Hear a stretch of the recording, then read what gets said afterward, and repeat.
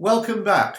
In recent videos, I've mentioned, just in passing, about cleansing the bloodline. Now, if you go to a specialist or even just an ordinary doctor, they might refer you to have a blood test. And in those blood tests, they can tell if you are sick by the level of various things in your blood. They analyse it, or prone to sickness. Now, those blood tests are extremely popular in France. People go to blood tests all the time. I don't. I haven't been to a blood test probably for 50 years, if that. But they are popular, and blood tests can analyse what's in your blood medically. What I'm talking about, though, is how to analyse your bloodline spiritually, to have a look at what could be lurking in that bloodline. Now, there could be three things lurking in your bloodline. There could be probably more, but I'm going to deal with three. Number one, curses.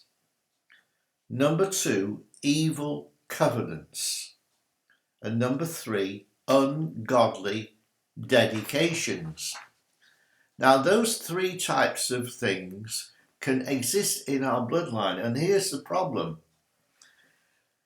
When we pray and we don't get our prayers answered, we think, well, maybe it's not God's will. Well, if you're sick and you're praying to be healed, it certainly is God's will, because, beloved, above all things, I wish that you're in health and prosper, said the Apostle John in 3 John 2. So it's God's will. It's God's will for you to be in health and to prosper. And if you're praying about financial problems or health problems or broken relationship problems, then there's a reason why your prayers are not being answered. It's not because God is in a bad mood, or it's not the timing and all the other excuses that are used. It's because the devil has legal rights against you in the court of heaven.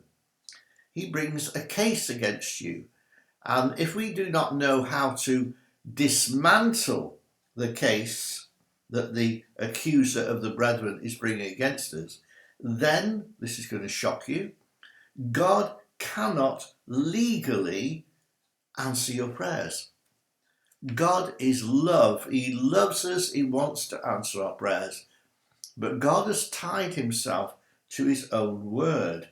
And for the judge, God is a judge, for the judge to be able to bring a favourable verdict on our case, then the case that the devil brings has got to be dismantled.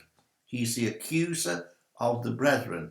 That's obviously a well-known verse, Revelation 12 and verse 11. Now, in that court where we are accused of these various things that have happened in our bloodline, iniquities, that's the correct way of calling them, sins in our bloodline, there may have been all sorts of things going on. There may have been things which have caused the devil to bring a curse, and various sins that have happened in generations past. And those sins, we need a discerning minister to help us, probably, or words of knowledge. God acts in his own way, but very often we're not able to find these things out ourselves. Now, if there is a curse, that curse could cause sickness recurring throughout the generations. It can also cause poverty, the curse of poverty.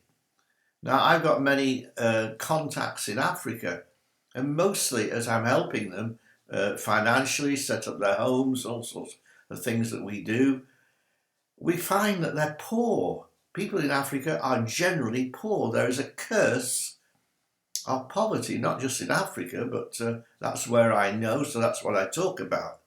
A curse of poverty, a curse of sickness, a curse of cancer. Generationally, it just passes down. So there are curses which need breaking, and there are also covenants. Now, covenants, people have entered into covenants. Now, the covenant is an agreement, usually with blood.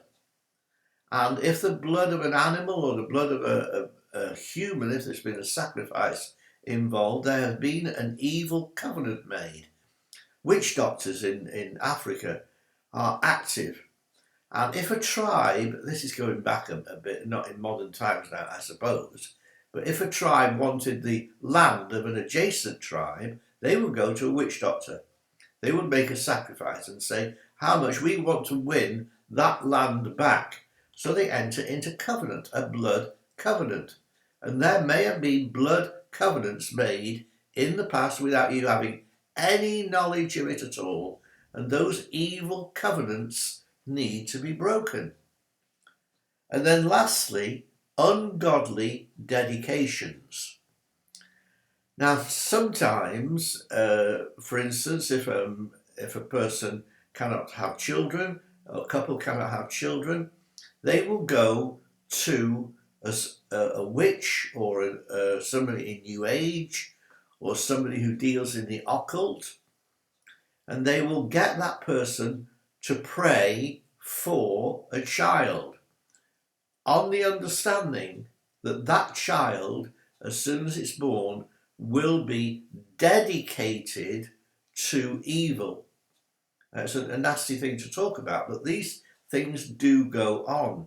And these ungodly dedications of young children are very common. And these are some of the things that Veronica and I, as exorcists, we deal with.